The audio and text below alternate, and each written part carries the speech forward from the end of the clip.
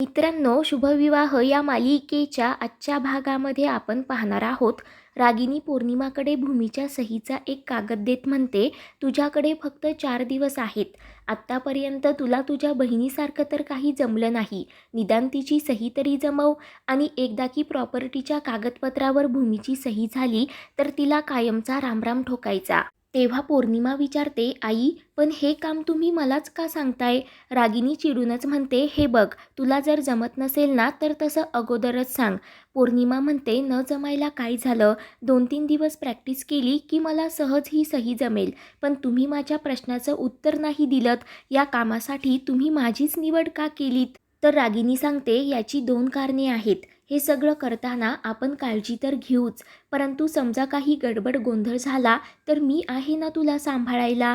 मला थोडी जरी शंका आली की तू या सगळ्यामध्ये अडकत आहेस तर मी सहजपणे तुला यातून बाहेर काढू शकते.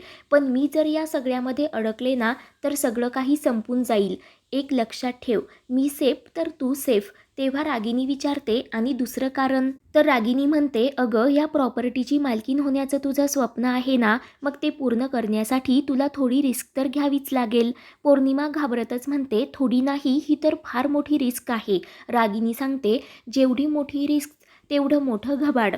तू थोडा विचार कर. असं म्हणत ती पौर्णिमाला खुर्चीवर शांतपणे बसवते. आणि ही सगळी प्रॉपर्टी तुझी, हे सगळं वैभव तुझं, तू या घरची मोठी सून, पहिला मान तुझा. हे सगळं मिळवायचं असेल ना तर तुला ही छोटीशी सही करावी लागेल. असं म्हणत रागिनी पौर्णिमाला प्रोत्साहन देत असते.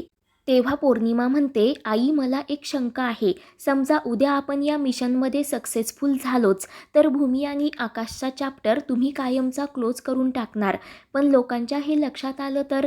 लोक प्रश्न विचारतील, सगळी प्रॉपर्टी अचानक तुमच्या नावावर कशी झाली? आणि भूमीला फसवून आपण ही प्रॉपर्टी स्वतःच्या नावावर करून घेतली, हे जर कुणाच्या लक्षात आलं तर? तर रागिनी म्हणत असते, येऊ देत, मला काही एक फरक नाही पडत. कारण राज्य माझं, सत्ता माझी, मग कायदाही माझाच. आणि मी कुणाच्या प्रश्नांना उत्तर द्यायला बांधील नाहीये.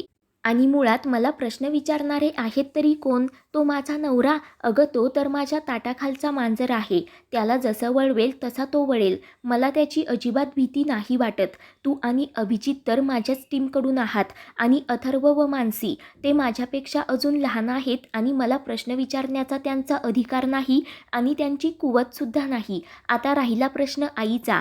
तेव्हा पौर्णिमा म्हणते, त्या तर विचारतीलच ना. तेव्हा मूर्ख रागिनी म्हणत असते, अगं, तिचे तरी किती दिवस राहिले? मी तिला सरळ सांगून टाकेन की हे सगळं मी केलं. माझा हक्क मिळवण्यासाठी मीच हा कट रचला. तुला जे काही करायचं ते तू करू शकतेस. तेव्हा पौर्णिमा विचारते, आई पण तुम्हाला असं वाटतं का त्या गप्प बसतील? रागिनी म्हणते, गप्प बसली नाही ना तर तिचं उरलेलं आयुष्य मी तिला एका अंधाऱ्या खोलीमध्ये जपमाळ करत घालायला लावेल. नाहीतर तिच्या लाडक्या भूमी आकाशकडे पाठवण्यासाठी मला वेळ लागणार नाही. कारण जे माझ्या स्वप्नाच्या आडी येईल ना त्याला मी संपवणार. मग आई असली म्हणून काय झालं?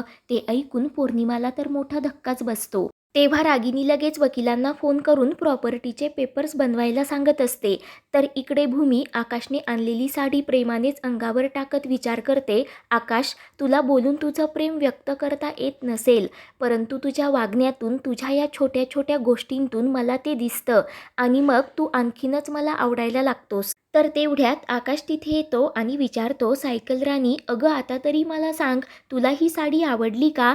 त्यावर भूमी म्हणते, हो आवडली, पण मला सांग, तू ही साडी एकट्याने कशी ऑर्डर केलीस? त्यावर आकाश म्हणतो, अगं, मी एकटा नव्हतोच, तू होतीस माझ्यासोबत. भूमी विचारते, मी कधी तुझ्यासोबत होते? तर आकाश म्हणतो, जेव्हा अथर्व दादा आणि मी लॅपटॉपवर साड्या बघत होतो ना, तेव्हा प्रत्येक साडीमध्ये मी तुला इमॅजिन करत होतो. सगळ्या साड्यांमध्ये तू छान दिसत होतीस, पण या ब्ल्यू रंगाच्या साडीमध्ये तू खूप गोड दिसत होतीस ना, म्हणून मी ही मागवली.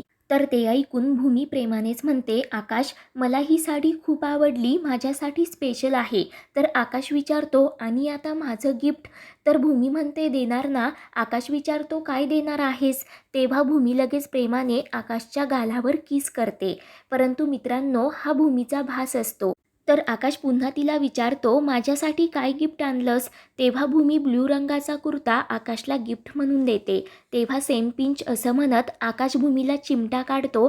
तर भूमी म्हणते, आकाश मी तुला आणखी एक स्पेशल गिफ्ट देणार आहे. आकाश विचारतो, काय? तर भूमी सांगते, हा कुर्ता कधीतरी जुना होणार, कधीतरी फाटणार, परंतु आत्ता मी तुला जे काही प्रॉमिस करणार आहे ना, ते नेहमी तुझ्यासोबत राहणार. आकाश विचारतो, कसलं प्रॉमिस? तर भूमी आकाशला प्रॉमिस करते, तुझी सायकल राणी शेवटच्या श्वासापर्यंत फक्त तुझीच असेल. तर आकाश खूपच खुश होतो. तर इकडे वकिलांनी रागिनीला प्रॉपर्टीचे पेपर्स मेल केलेले असतात. तेव्हा त्या पेपर्सकडे पाहून रागिनी खुश होत म्हणते, किती वर्षांपासून पाहिलेलं माझं हे स्वप्न आता पूर्ण होणार. सगळ्या प्रॉपर्टीवर फक्त आणि फक्त माझं नाव लागणार. काही वर्षांपूर्वी माझ्याकडून हा हक्क काढून घेण्यात आला होता आणि त्याचीच किंमत आता या सगळ्या महाजनांना मोजावी लागणार आहे. मला माझ्या प्रॉपर्टीतून बेदखल केलं होतं ना, तेव्हा रागिनीला आठवतं की भाऊबीजेच्या दिवशी ती आकाशच्या वडिलांना म्हणजे रागिनीच्या भावाला ओवाळत असते. तेव्हा आकाशचे वडील रागिनीला एक पैशांचं एन्व्हलप गिफ्ट म्हणून देतात. तेव्हा रागिनी चिडूनच आकाशच्या बाबांना म्हणते, मी काय तुझ्या दारात आलेली भिकारी नाहीये. अगोदर माझा हक्क माझ्याकडून काढून घेतला आणि हे एन्व्हलप देऊन मला मधाचं बोट चाटायला देत आहेस का? तर आकाशचे बाबा चिडूनच रागिनीला म्हणतात, याला फक्त तू जबाबदार आहेस, कारण पैशांसाठी तू चुकीचा मार्ग निवडलास, महाजन गारमेंट्समध्ये फ्रॉड केलास.